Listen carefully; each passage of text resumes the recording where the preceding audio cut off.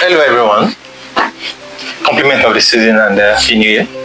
Once again, this is our first podcast for the year, and I want to welcome you back to the Samuel Ajala podcast. Thank you for subscribing, thank you for liking our previous post, and thank you for all your comments. We really appreciate you. Without you, we won't be here. Thank you, and God bless you.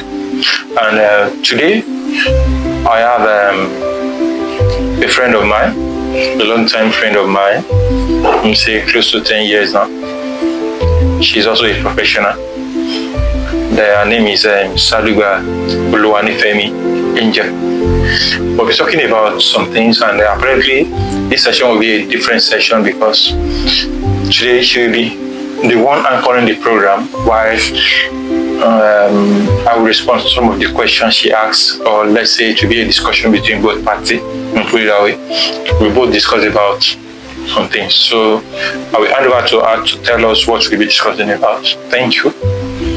Yeah, thank you very much, everybody, for having me. Thank you so much, Uncle Sam, for having me here on the podcast. So today's conversation is a very important one, and it's a conversation centered around growth, centered around mistakes that have been made in the past, lessons that have been learned from these mistakes, and basically because Uncle Sam here is somebody who is older, and we are in our 20s trying to navigate life basically, and it feels like this phase is a tough phase, and we need experience, we need lessons, we need tips from people that have gone ahead of us, that are older, and people that have the wisdom that only time can bring. So if you're entering your 20s, if you're in your mid-20s, in fact, if you're in your late 20s, you want to stay right here and listen to what we have for you today. So basically, our topic is, Uncle Sam, and I'm throwing that question at you. If you are to sit your 20-year-old self down, what are the things you are going to discuss? What are the things you are going to tell from the lessons that you've learned, from the mistakes that you've made? What lessons would you tell or discuss or advise your 20-year-old self? And we're going to be cutting across different aspects of life.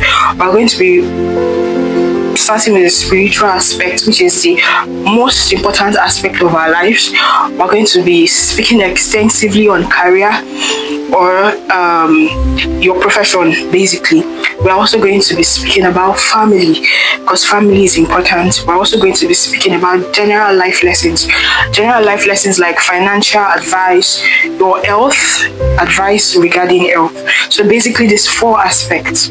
So speaking on the first aspect, which is the spiritual aspect, there is a place in the Bible, that's Proverbs 3 verse 5, that says, trust in the Lord with all your heart and lean not on your own understanding. In all your ways acknowledge him, and he will make straight your path. So this is the very first aspect because it's the most important. In fact, it's the guideline to every other aspect of life, because you cannot be outside the will of God, and everything that we are speaking here or we're discussing here, there's basically no need for that. So that's why we're speaking first on the spiritual aspect. Looking back 5 years ago, what could you have done differently in your spiritual life, or what would you advise your 20-year-old self about spirituality? Okay, thank you very much, Oluwanifemi. Let me just say this: over the years, I've been a spiritual person, and people who know me knows me that I've been a spiritual person. I always believe in the fact that whatever we manifest physically, will manifest spiritually first, and there is no physical door that will open for you that you won't have to open it spiritually first. So everything, our being, is spiritual. So the 20 years old me, before now, even when I wanted to start my career in secondary school or something, I pray, because I come from a Christian home. My dad believed in prayer, and before you do anything, you have to pray about it and so on. So we follow this step. So the main then I've always prayed about everything I've laid my hand upon significantly. Let me just say everything. Every significant decision, every important decision I have to make that pertains to my life, I always pray about it. But that does not mean that I've not been facing obstacles. But we advise everyone who have not been doing that to do that.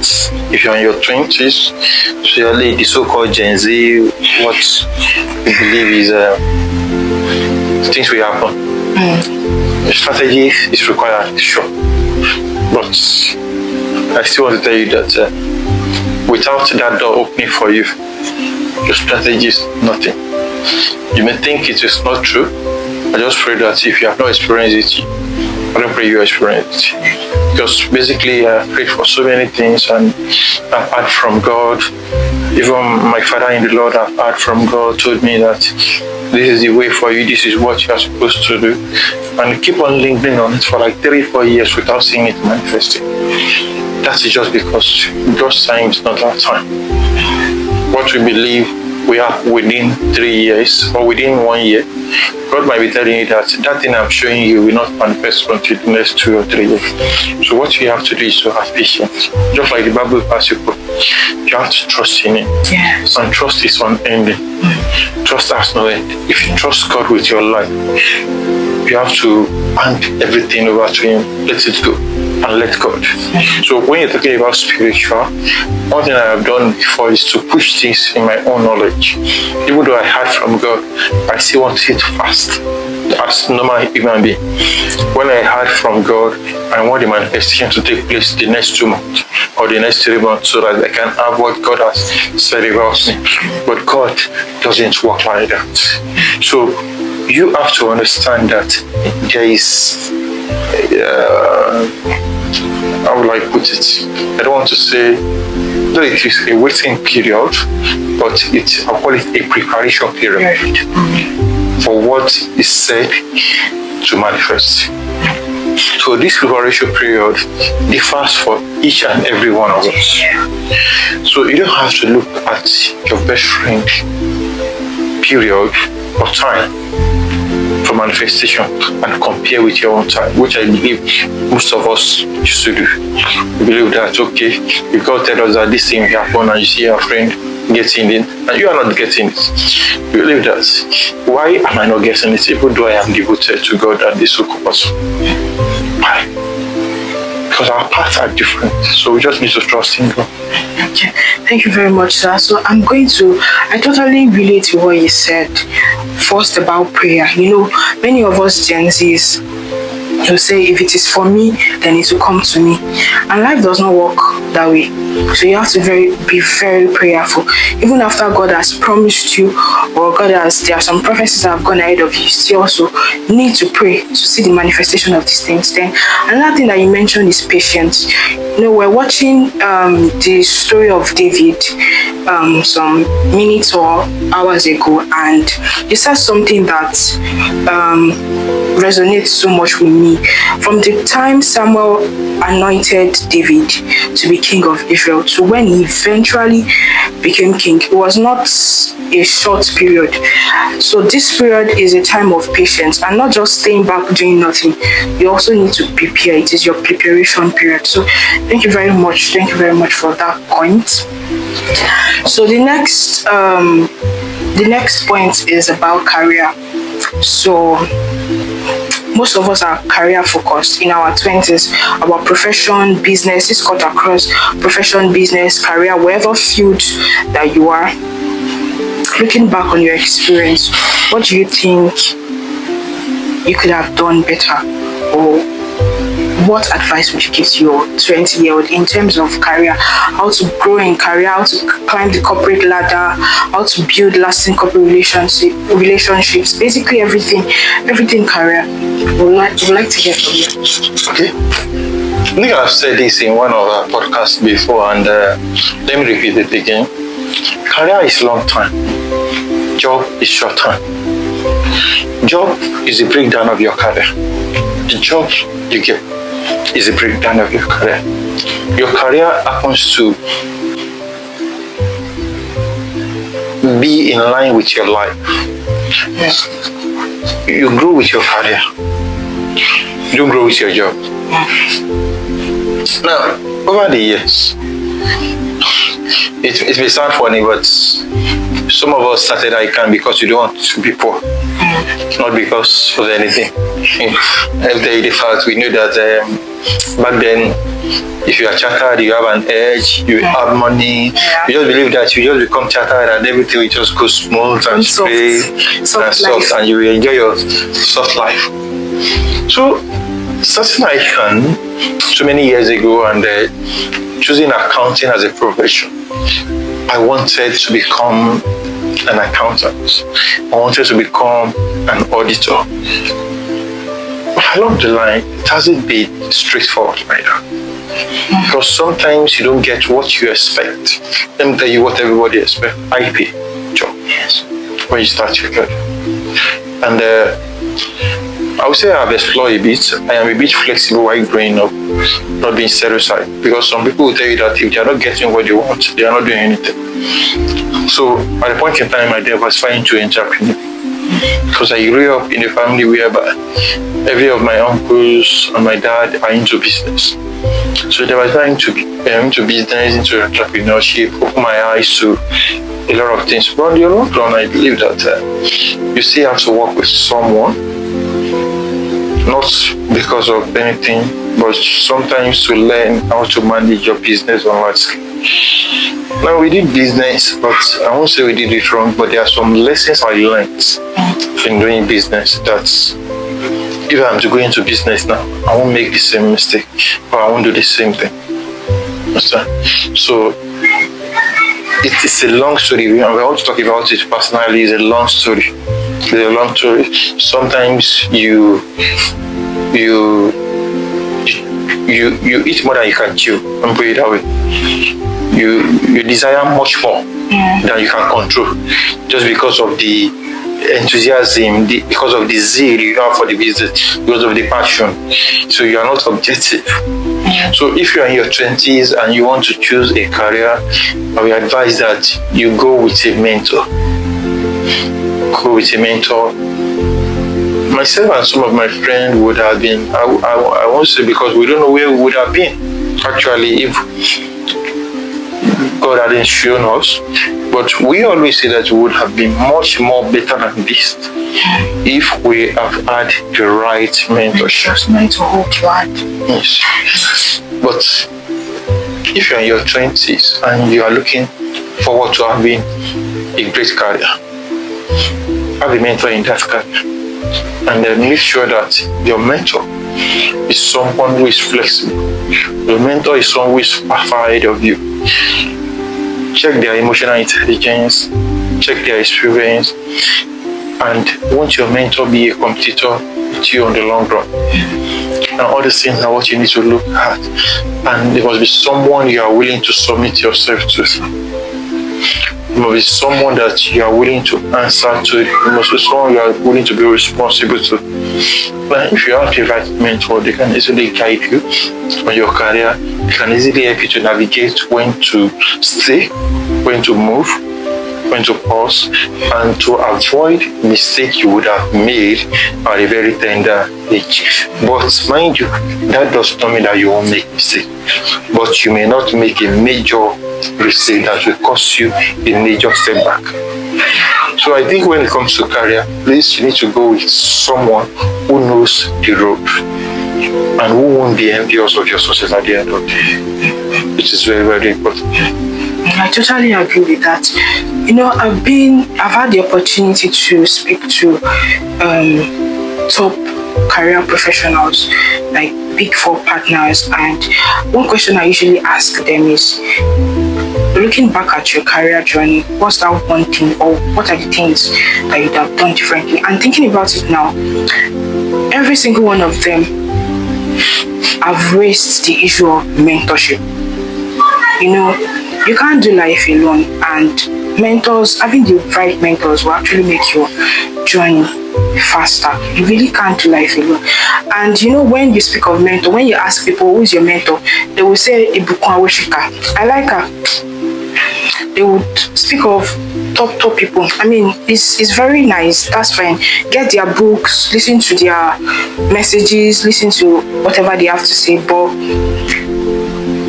what do you think in terms of picking a mentor? Like, I think we need to rearrange our thoughts or what we think about, because I feel like a mentor shouldn't have to be somebody that you do not have a one-on-one relationship with, somebody that you can. But what do you think generally about picking the right mentor for you? Yeah, I think based on what you have said, you've said it right. I always see it on people's status. People always write about it. This person is my mentor. That person is my mentor. Everybody is my mentor. How much do you know about these people of public? Taking what everybody knows about them away from you. What personally do you know about them? Because the information you are relying on to make them your mentor is the same information everybody has access to. Yes. And the mentor and the mentee relationship is something deeper than that. Something deeper than that. A mentor connects you in a way you won't even expect. A mentor promotes your business. A mentor is aware of your decision before you even conclude or before you even raise, before you even start implementing it. And let me also tell you, some people call different people their career mentor, but on the long run, they don't have a mentor. Let me just be frank with you. Because most people just need validation. They don't need opinion. When I mean validation is, you've already decided on what you want to do. You just need someone to acknowledge or validate it for you. That's why you share your information. That's a totally different level. If you have a mentor, you go with an open mind, with an objective mind. If your mentor tells you that this job you have applied for, don't go for it. That's really The only thing is you ask for reasons, and he must be able to give you tangible reasons, which will also help you. But most of us are not willing to be that submissive to our mentor. So in choosing your mentor, make sure you have a personal relationship with your mentor. Maybe someone you can have a primary mentor and a secondary mentor. All these your public figures might be your secondary mentor, but have someone within your closet that you can wake up in the morning. You can, maybe you want to sleep at night, you can call them by 12 midnight and they will respond to your call and tell you what is happening, and they are willing to go extra length for you to achieve your dream. These are real mentors. I agree with you. Thank you very much for that point, sir. And I want us to still dwell a bit more on the career aspect, right? So speaking of career, I don't know about the other people that are 20s outside, but I can tell you that from time to time, I wake up and I sit down and rethink my career choices like almost every day. So speaking about people that they are looking to venturing into another field, people that they've gone very far in a particular career field and they feel like it's not working, or they feel like there is a deeper calling to another aspect, but they are scared to take this step. Or some could even be business. There are a particular business coming to their minds, but the fear of, I don't know what is out there for me. What if it does not work? What should I do?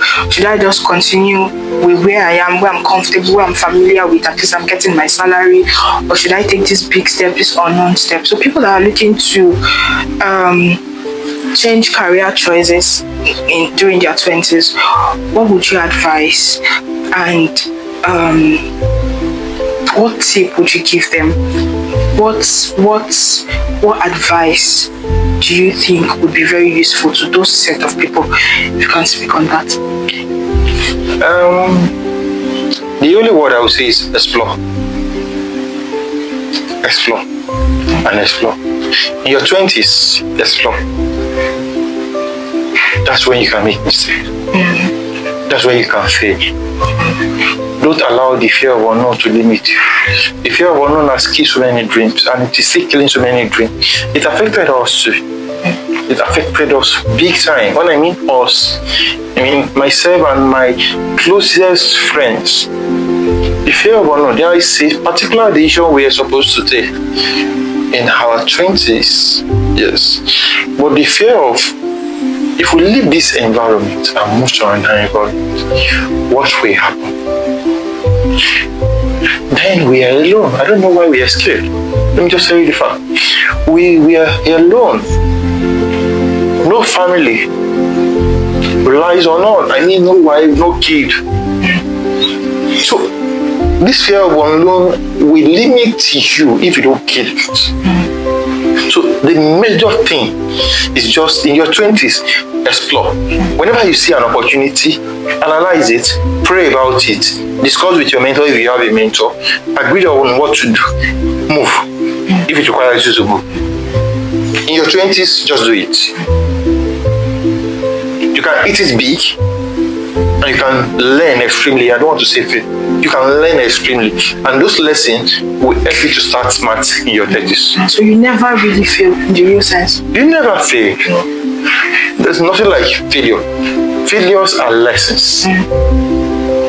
And if you have never seen someone who has failed, they have not learned apparently. Look at all these people we are talking about. Deep down, if you ask them, they will tell you they have failed. They have failed so many times. They have been rejected. Not even fail alone. Some people fail rejection. Nobody believes in their dream. Nobody trusts them. Nobody wants to work with them. But they are consistent. They want to explore. And they are exploring. So in your 20s, I used to say something for some people who have a strong support from home. I used to tell you that better fail now or learn now, explore now, because your parents are sitting here for you. Before they hands up from your kids, leverage on their support. Please, you can always go back home and guide. Thank you very much. And Yoruba máa sọ pé tí oúnjẹ bá ti kó nínú ìṣẹ́, àbùṣebùṣe. If you fail, you lose all your money. And you know that 3 square meal or 2 square meal will still come for free from your parent without tarnishing your image or your reputation or your ego. Please, you are good to go. Don't wait till when you start building family to start exploring, and you won't even explore again. You'll be caged. You know, this thing is a rat race. Just a rat race. Everybody is just forming a cycle. They are coming back to the same spot later. So many businesses, we've lost money in different ways that people can't even imagine. But we are still, we are not there, but we are in the process. So you heard, explore. This is the best time to explore. Don't wait till you are in your 30s. So if you have that business in your mind, you have that job you want to move to, you have another career field you are looking into, take it now. Don't be afraid.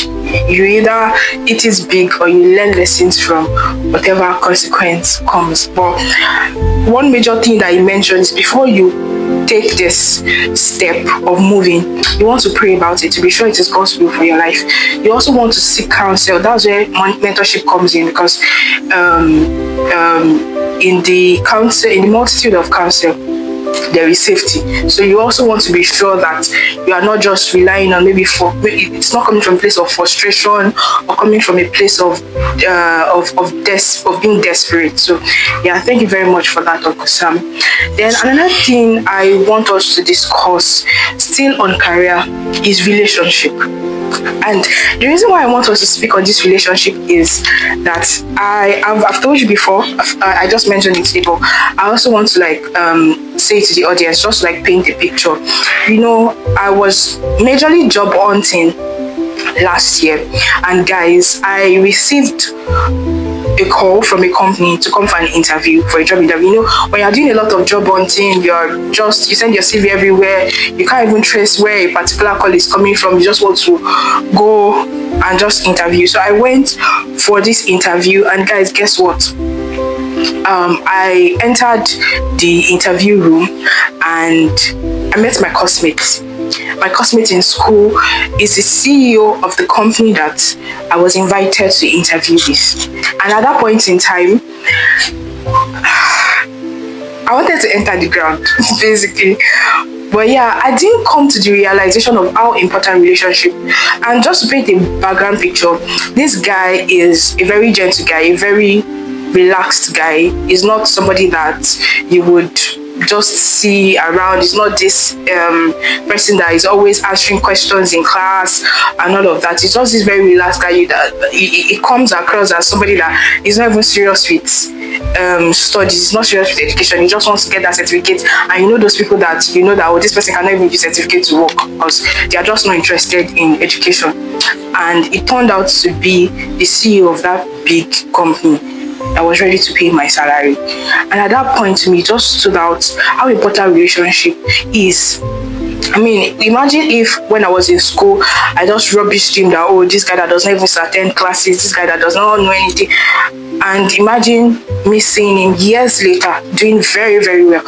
So it didn't come across to me until that point, or it felt like a veil was taken off my face at that very point, how important relationship.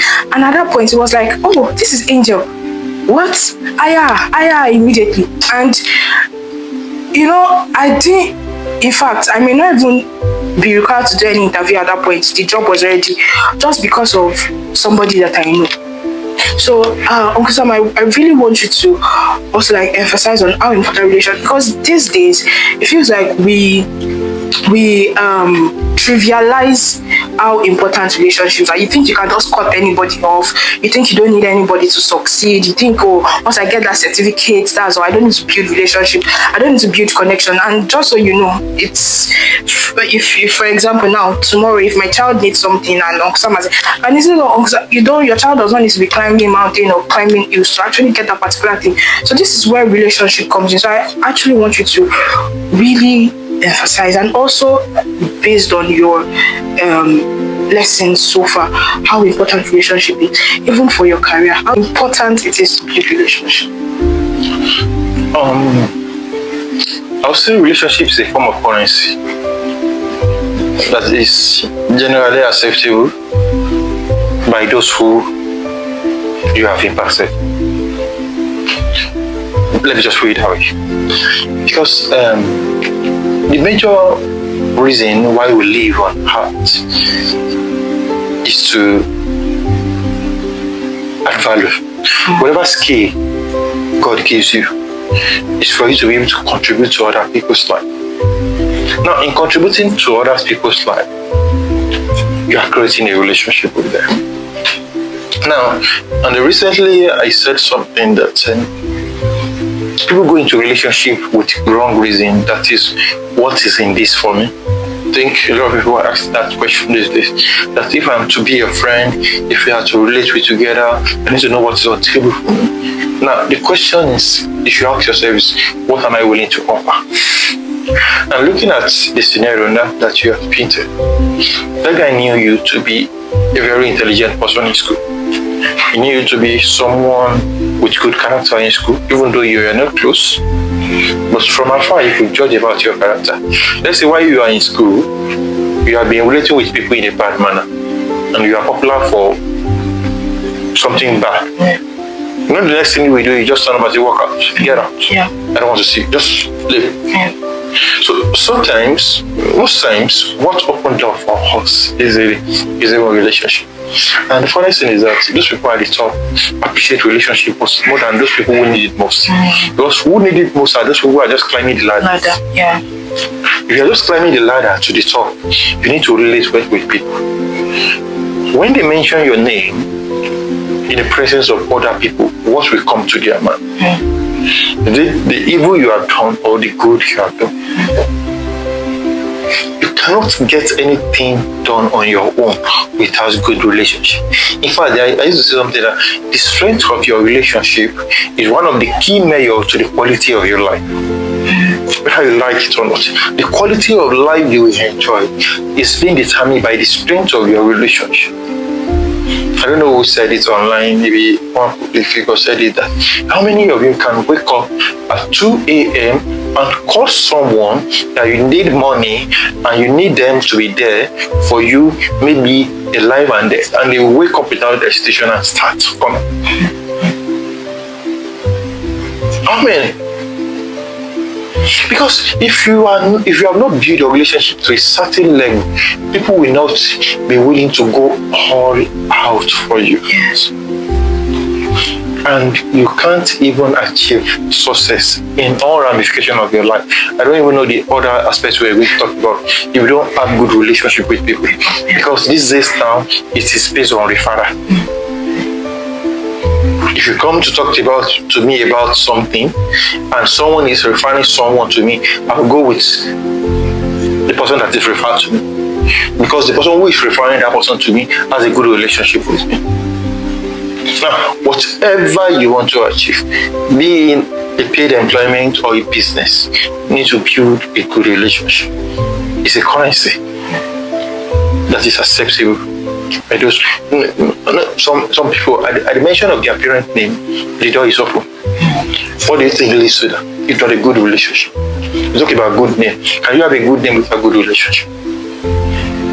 You can't. One comes before the other. It is when you are good with people that you build a good name with them, that you build that trust with them, that when they hear your name, they will ask you, which of the Ajalas are you, or which of the Sadugba are you? You understand? And when they ask you that and you say it is from, and you say okay, you can sit down. You can sit down, don't worry, you will get what you want. That is relationship. And the misconception about relationship, let me tell you something.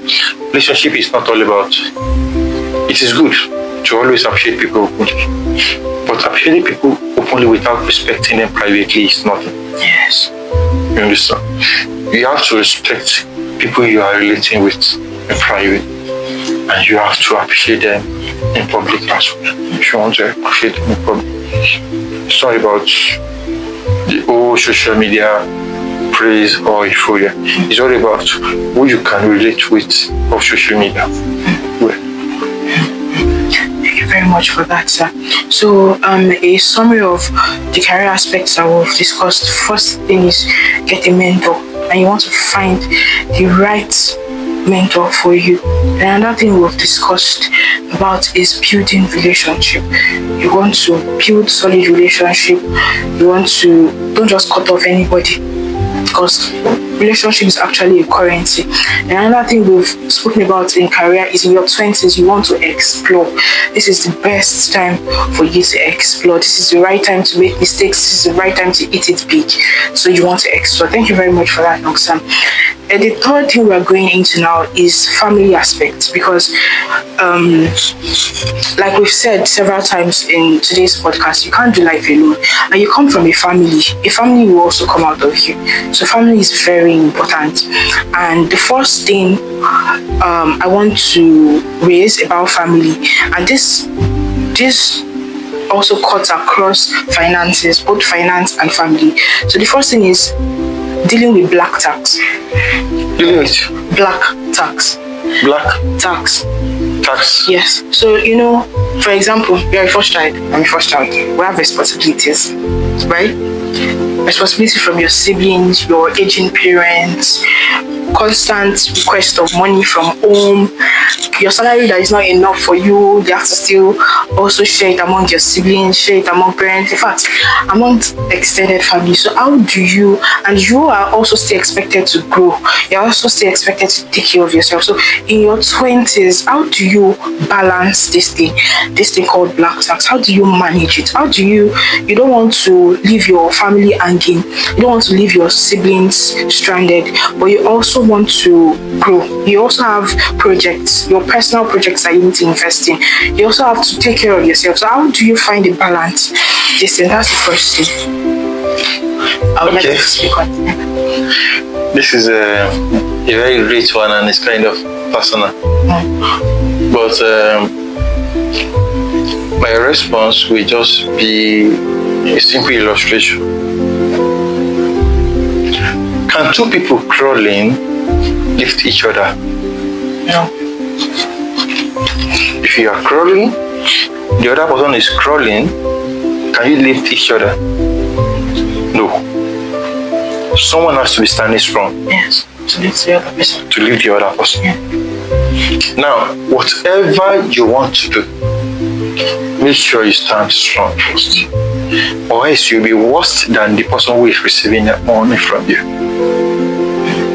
Do you understand what I mean? So, you see, it's as being selfish, I don't mind. But what I am saying is, if I'm still crawling, and the person I want to help is still crawling, I will look for a way to stand first before I help the person who is crawling to stand up. So wisdom, they say, is profitable to direct. When you are being taxed at a very tender age, make sure that you don't leave your dream to why helping other people to achieve their dream. I always say it, even when I was growing up, I used to say it very well. I will help you. I will give you. But whatever I'm going to do for you will not affect me achieving my own dream. Because it is until when I am able to stand strong and both of us can stand up and walk far. So, if they are taxing you, use wisdom to give. For example, if you can afford to give people 20,000, give them 5,000. Because from my experience with people, if you start with 20,000, they will increase it to 30,000. They always ask for more. After 6 months, they believe that the 20,000 you are giving them, you are capable and more than 20,000. But if you start with 5,000, you know you can afford 20,000. But then you give 5,000 today, 5,000 tomorrow. Next tomorrow, if they request for more, you can add 2,000, 3,000 to it. It won't affect you. At the same time, they won't tell you that you are doing nothing. So just for you to get hold of yourself first. But the summary of everything you have said is that if you are crawling, stand up first before you try to raise someone. Lest both of you will not try. Thank you very much for that. So still on this, I want us to look at it from the other side, because a popular trend among 20-year-old Gen Zs is that you do not owe anybody anything. You do not owe your family, you do not owe your parents. Some would say, and their parents in their old age, they should take care of themselves, or they should save up and do things for themselves, and they do not owe them anything. So I also want you to speak on that. What do you think about, based on your experience, what if you have a child, or the people that you've raised, the people that you've spent money on, the people that you've invested in, they come back to you and say, oh, we do not owe you anything. Like, I want you to also speak on that. What do you think about that trend among 20-year-olds? Oh my God, these are questions I always want to avoid online. I'm telling you the fact. I don't like talking about whatever you feel is good for you. Is good for you. Let me but I will personalize it. Thank you. So this is for me, for Samuel Ajala. I am declaring that I owe everybody who have impacted my life, not only my parents. It is not a sense of entitlement. It is a sense of gratitude. It is a way of appreciating them. And these people, some of these people are even far, far better than I do. But a 10,000 naira to buy fuel in your car is a gratitude. It is not something that I owe them. It is a gratitude. I'm saying this not for my parents alone, but for everyone who has positively impacted my life.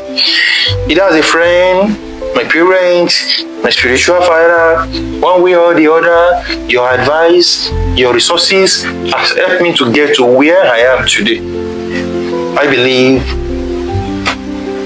it's not entitlement, it is just a gratitude. I owe them that gratitude. So don't see when you call it entitlement, it sounds so harsh. But if you think they don't deserve it, That's right. it is you that thinks so. You understand? So when the Bible says, "Oh, respect your parents," you understand? The Bible does not limit that respect. You understand? And to be frank, some parents these days are not even waiting for you to come and take care of them. Right. I don't know where Gen Z get their orientation for. Most of the Gen Z now, their parents are not waiting for them to come and take care of them. And these local parents you are talking about are still investing in your life. Do you know that some parents are still in service while their children are not getting anything done? You're right. So it is not all about them. It's something far. Even in the olden days, some parents don't even see it as your obligation. While some parents see it as your basic obligation to take care of them. Yeah. You understand? And if they see it that way, do what you can do. Live your life. Do what you can do. Just be gratitude. Like there's some philosophy I used to wrap around my head some years ago. It is personal. I said this session, my response is personal to me. So you can either choose to go by your way or buy from this little boy advice. There's something I used to say. I used to say that the more people eat from your money, the more you get. My philosophy of life.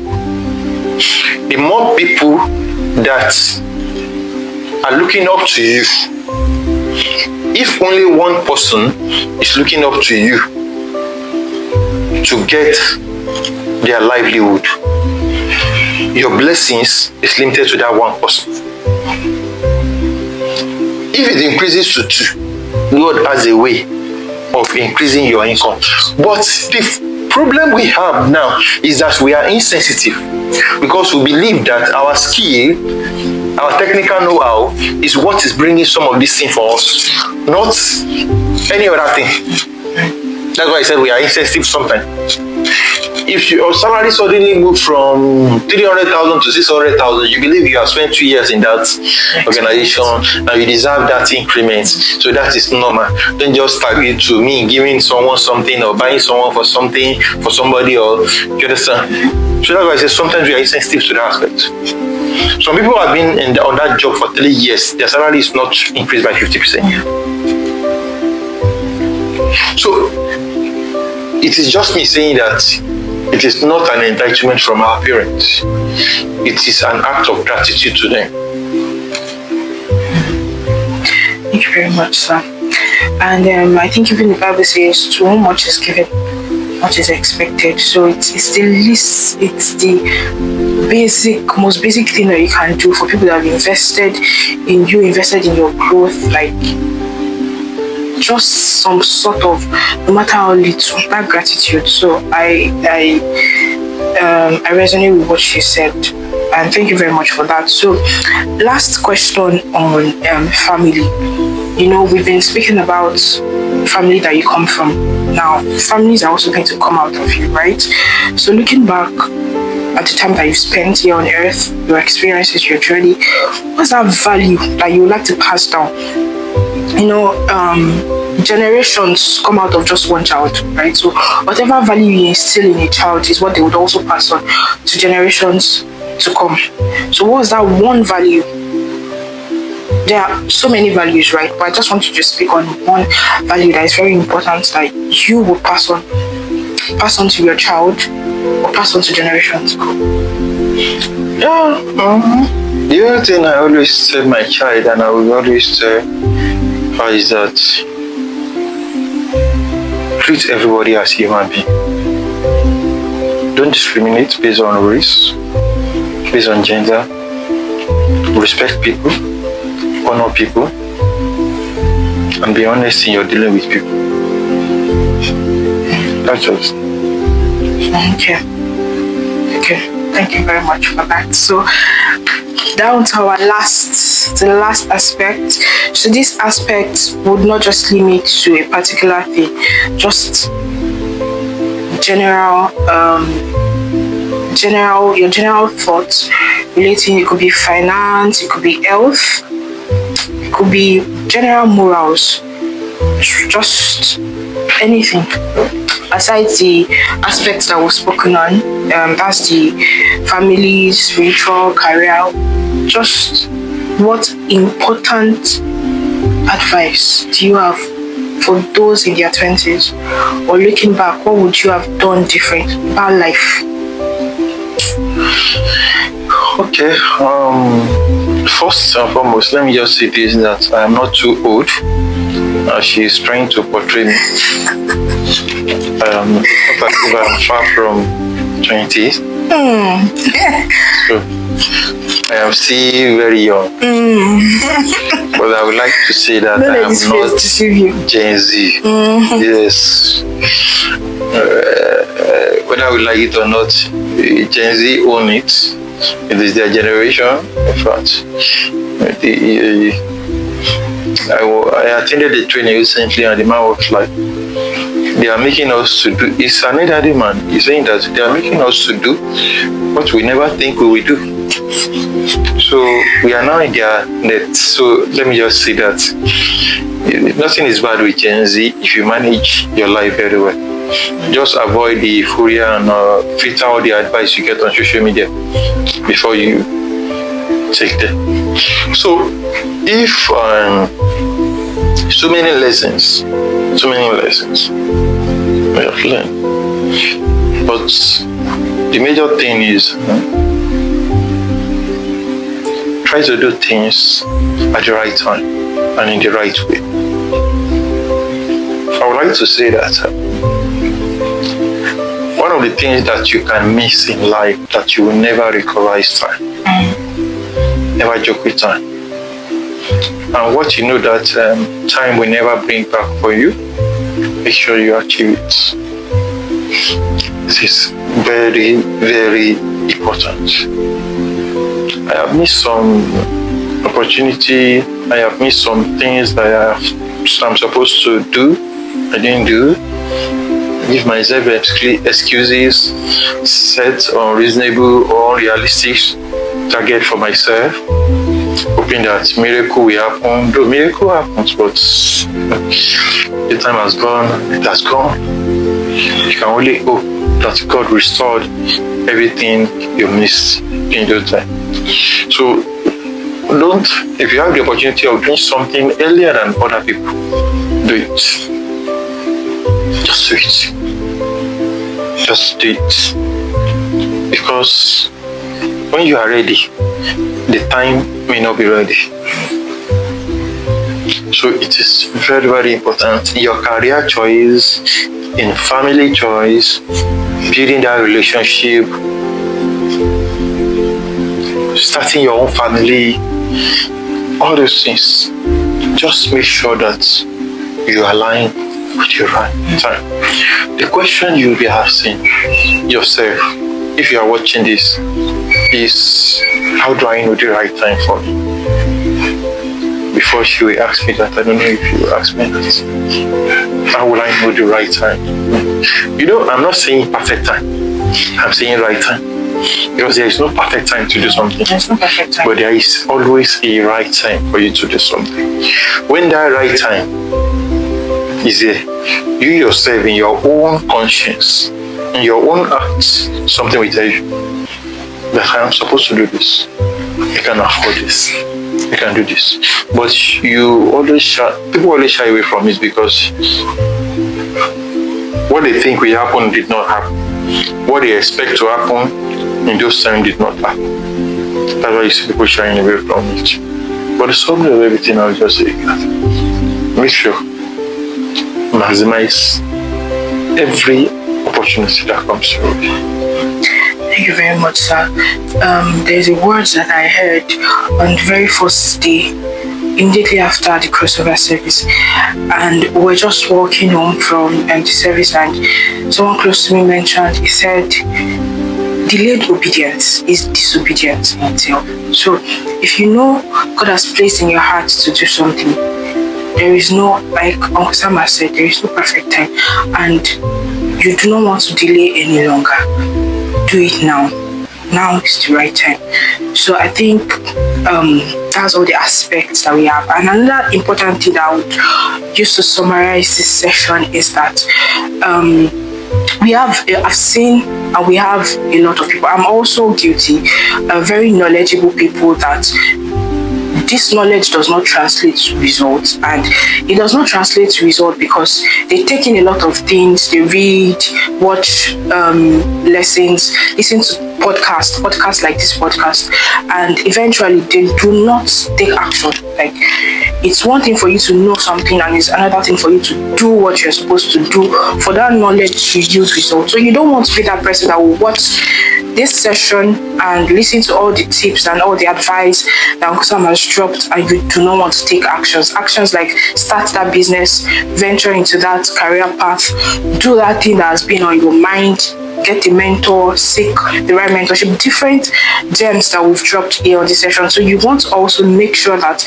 as you're listening, you're writing down things, you're writing down how you're going to apply it to your personal life, and you eventually apply it. This is 2026, and if you do not want to remain the same way you are now in the next 1 year, it depends on the actions that you choose to take. Whether you, I don't want to say fail, because Uncle Sam has corrected that there is no failure. It is lessons, and lessons that would in turn be very useful for you down the line. So you want to make sure you take actions irrespective of the consequences, so far you are sure that that is the lead you are getting. So thank you very much, Uncle Sam. Do you have any final words to say to the audience? I think she has said it all. In fact, maybe she will become my host too. Understand? I'm in. She has said it all. Thank you very much. Thank you. And we pray that whatever we have said will bless you. Amen. And the grace to implement and put this to action, like she has said, God will bestow it upon you in Jesus' name. And we get it right by God's grace. Just keep on moving. We get subscribe. Hit that subscribe button now. Thank you. Thank you.